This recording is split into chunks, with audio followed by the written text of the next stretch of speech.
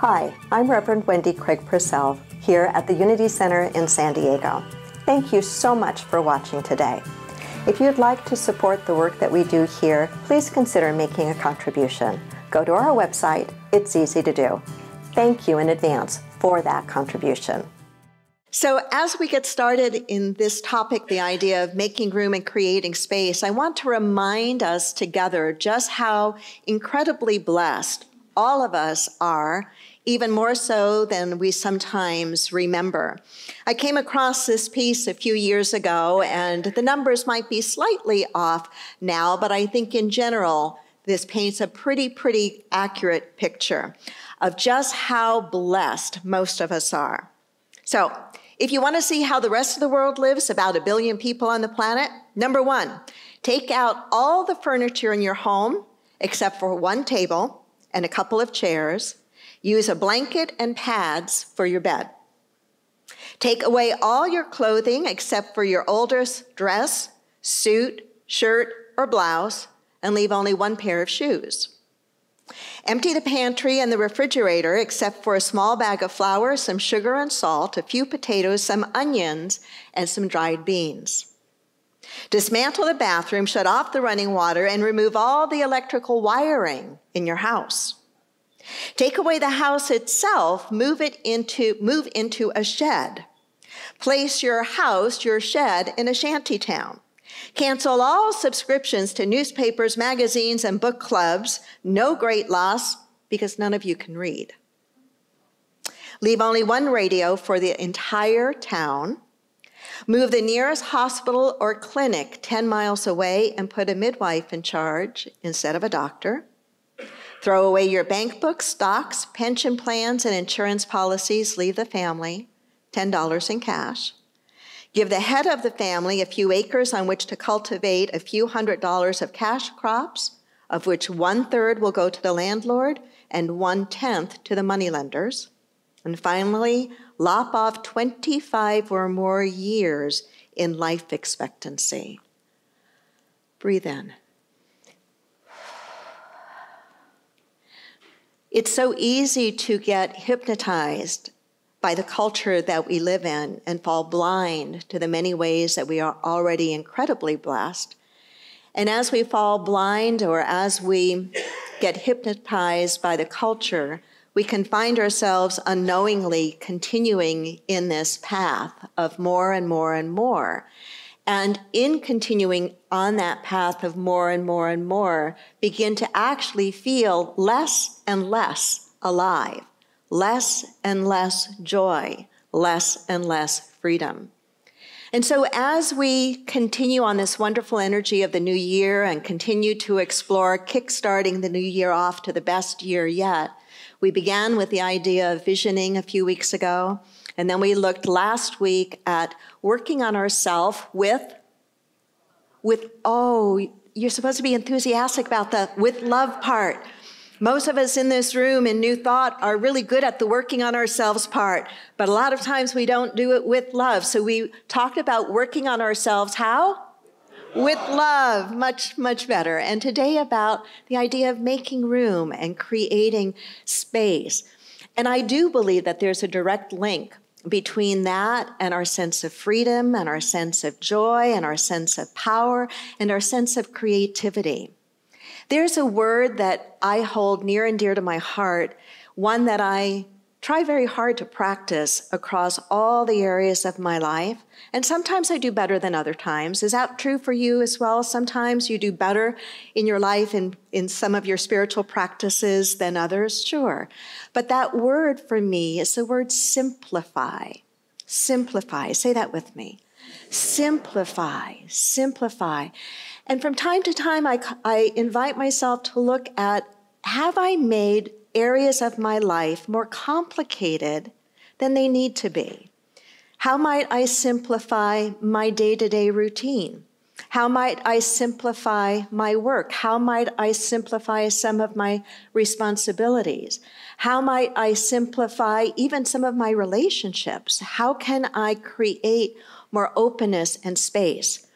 One of the things I've discovered, and maybe you've discovered this too, is just how easy you can find yourself doing one thing, and that one thing cascades, and all of a sudden your life becomes much more complicated by that one thing. Do you know what I'm talking about here? So I'll tell you a true story that fits with this perfectly. So I got an Apple Watch for Christmas.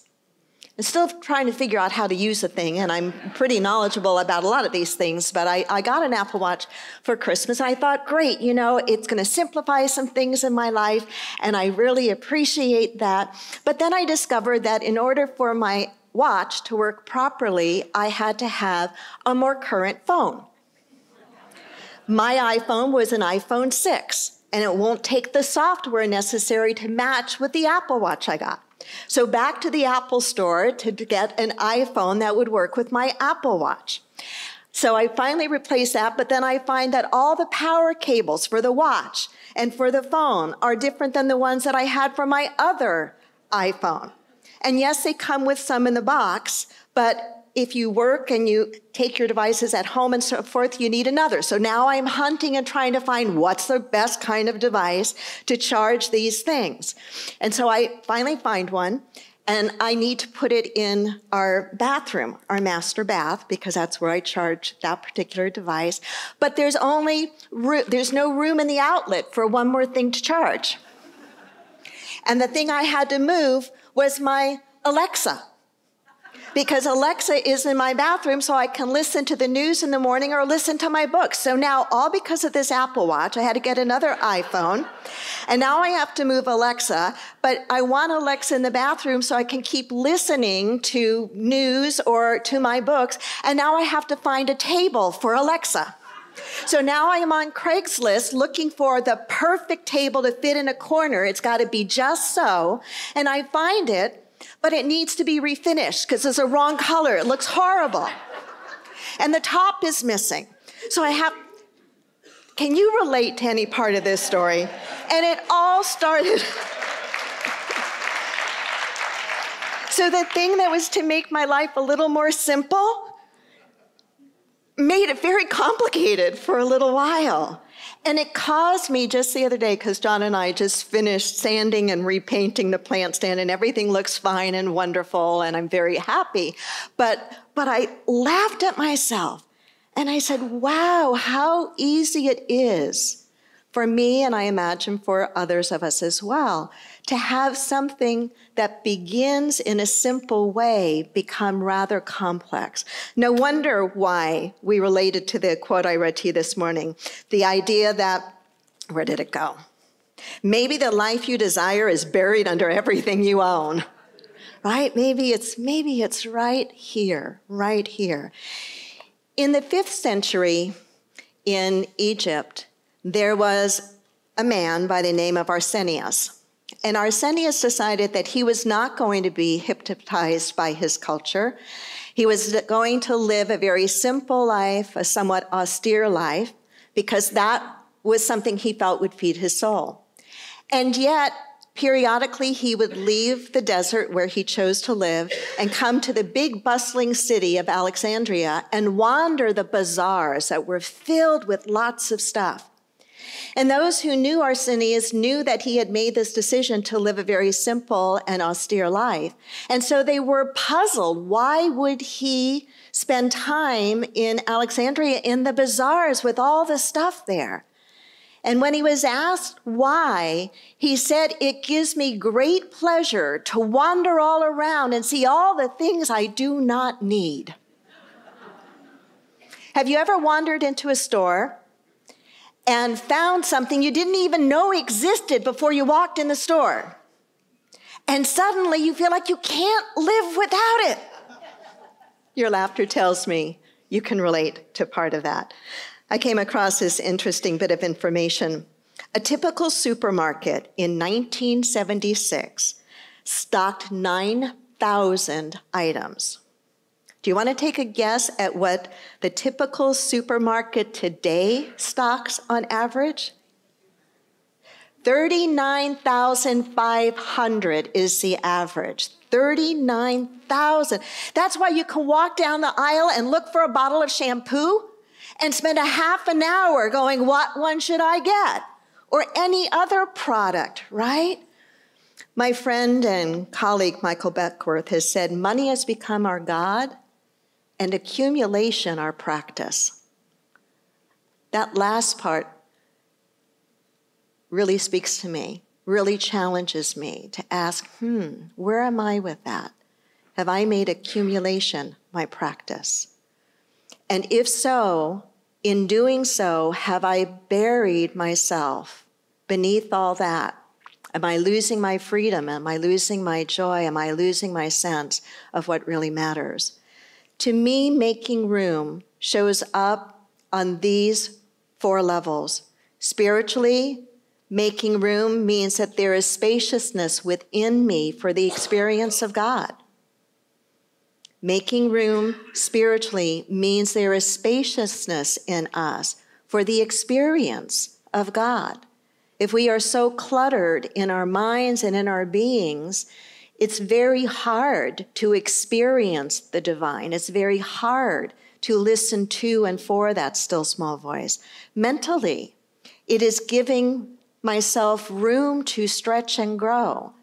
Mentally, it is to approach life with what I believe the Japanese call shoshin, the beginner's mind, a mind that is not so full of everything it thinks it knows and is open to that which is new, that which it has not yet experienced.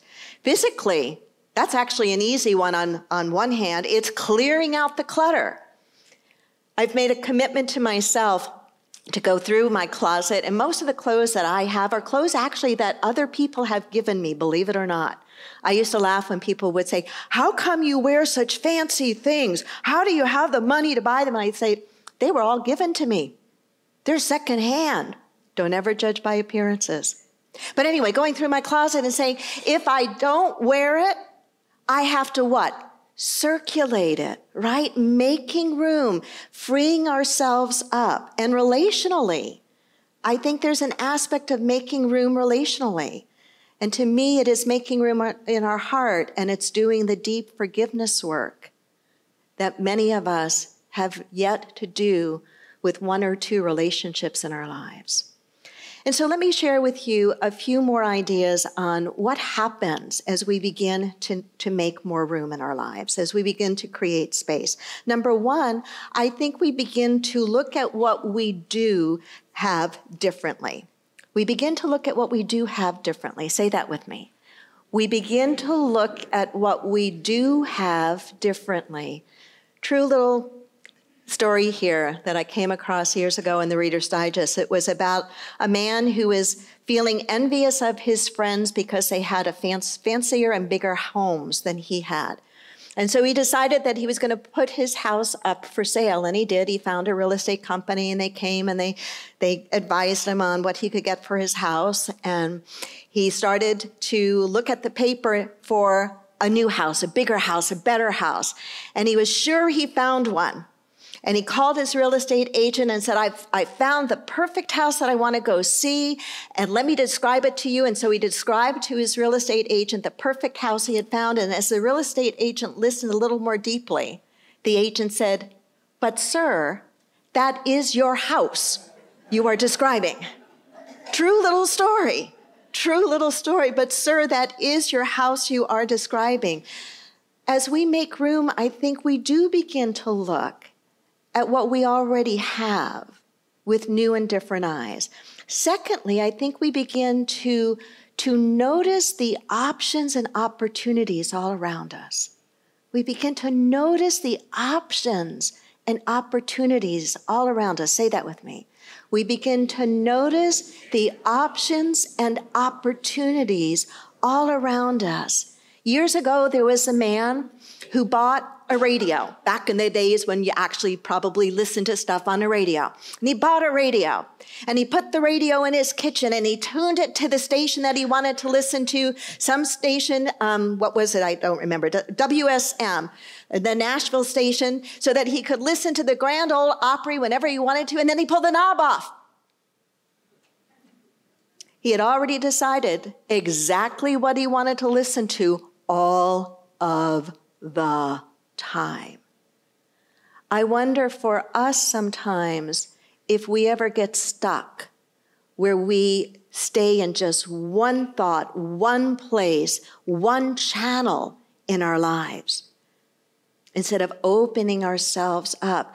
New Thought is about that, isn't it? I think it is. I think it's about keeping ourselves fresh and alive and open to new ideas, new people, new possibilities, to realize that we haven't done it all yet. We haven't seen it all yet. We haven't experienced it all yet. And when we make room, mentally and otherwise, we begin to notice things that we never noticed before. We begin to pay attention in ways we haven't paid attention before. Third, we begin to notice the abundance that's always been present that we've just forgotten about, just like the piece I read to you at the beginning of the lesson. We begin to notice the abundance that's already present in our life. How many of you have ever visited Hearst Castle? Pretty amazing place, right? William Randolph Hearst, as you know, was a collector of beautiful art, truly masterpieces. And there was a point in his life where he had learned about a piece of art that he just had to have. And he couldn't find it on his own.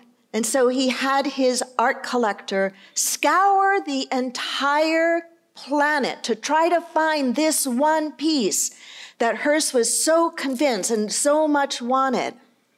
And finally, his art collector found the piece. But he said to Hearst, "You'll never guess where it is.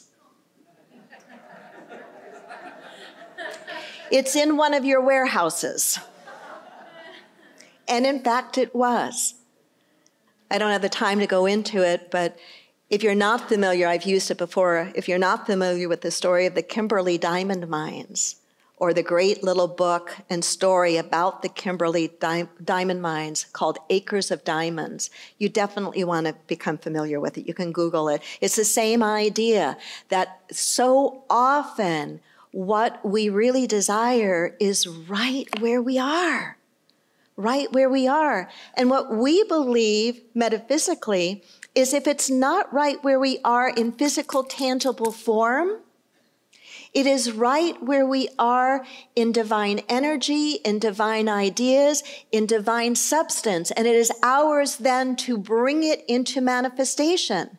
That's what our power of co-creation is all about. But if we think we've got to go somewhere else, or there's not enough God right where we are so mistaken. And we will be like Hearst, running around trying to find something, only to later discover what? It was right where we are all along. Fourth idea is we will not be fooled and tempted by the culture as easily as we were before. We will not be fooled or tempted by the culture as easily as we have before. I want to read a little piece to you. It's a piece about the cartoon character Kathy. How many of you remember the cartoon character Kathy? So this particular comic strip of Kathy was to show the equipment in the kitchens of the 1950s. The kitchen equipment of the 1950s shows a pan, a spoon, and a knife. Out of it came a typical Sunday dinner of roast chicken, mashed potatoes and gravy, stuffing, salad, 2 vegetables, homemade rolls, and an apple pie. It then showed the standard equipment of the 1990s. Food processor, bread maker, pasta maker, juicer, rice steamer, laser cut European knife system, 20-piece cookware set. The typical Sunday dinner of the 1990s, microwave pizza. I don't know how accurate that is to the detail, but I think there's some element of truth to that. those of you who know me, and many of you have been in my home for various activities, know that the kitchen in our home is kind of the heartthrob of our house. I do love to cook, and I do have a lot more than the 1950s. But I force myself, actually it's joyful because I don't like to store a bunch of stuff, if I add anything to the kitchen, I use the Alton Brown. Alton Brown is a Food Network chef and teacher. I use his technique or his discipline, which is nothing, don't buy anything that only has one use. No gadgets in the kitchen that you can only use for one thing. The only exception I know of that I have is my garlic peeler. If you don't have one and you like to cook, you need to get one. They're simple, they're easy. Anyway, I don't know how I got into garlic peelers with you. And the very last idea that I want to share in terms of what it begins to look like. What I think it begins to look like is the new bubbles up more easily. The new bubbles up more easily. There's a statement that Jack Boland, who was my ministerial mentor and friend, said to me many, many years ago. He said, don't let the better be at the mercy of the good. Don't let the better be at the mercy of the good. What happens, I think, as we willingly step into where in our lives is it time for us to simplify? Where in our lives is it time for us to let go? As we begin to do that, we do experience a degree of freedom, a greater freedom. I think we also experience more creativity, and I think that there's a newness that begins to bubble up. I'm reminded of an ancient Greek artist by the name of Timanthes, I think I'm saying it right, who was in his day an exquisite painter. And he painted this piece of art that he fell in love with. And he would stand in front of this painting and admire it because he thought it was the most beautiful thing he had ever done. But his teacher was concerned about that. And the next day, the teacher completely destroyed that painting. And when Timanthes came back and saw what had happened and that the teacher had admitted that he had destroyed his masterpiece, Timanthes was upset and wanted to know why. And the teacher said to him, you are so enraptured with this that it is holding you back. It is keeping you from an even better work. And then Timanthes went on to produce what was called the Sacrifice of Iphigenia. I looked for pictures of it online, and there are so many different pictures of this particular fresco or painting. And it was considered to be one of the finest pieces of art and of painting in all of the ancient world. And you think about it, if his teacher had not taken that really big, bold move and destroyed the piece that his student was so in love with, the student would not have been challenged and provided the opportunity to bring forth something even greater that was within him. And so join me for a moment and take just a nice deep breath in. And then let that breath go. What would it have felt like if you had taken that deep breath in and I said to you, and you can never let it go? It would have become very quickly uncomfortable and eventually what? Impossible. We live in a reciprocal universe. We understand the law of flow in metaphysics. And this idea of making room and creating space, whether we are talking about mentally or spiritually or physically or relationally, is about being in that ebb and flow. It's about knowing when and what it is time to release, that we might experience greater freedom, greater joy, and greater creativity, and knowing that the right new good will come into our lives at the right and perfect time. I hope there's been an idea or two that you've heard this morning that resonates with you and that you say, you know what, I'm going to look at that. I'm going to practice that one idea in my life now.